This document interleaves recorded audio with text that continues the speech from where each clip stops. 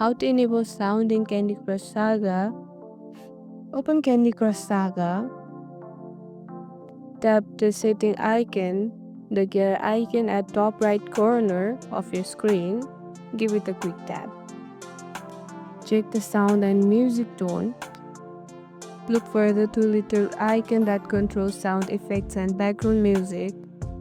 If they are gray crossed out, they are currently off. Tap its icon to enable.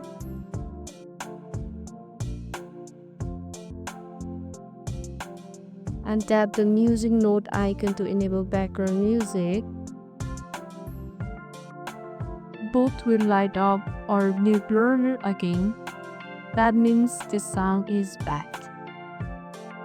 Also, you can easily switch them off again anytime by tapping the same icon.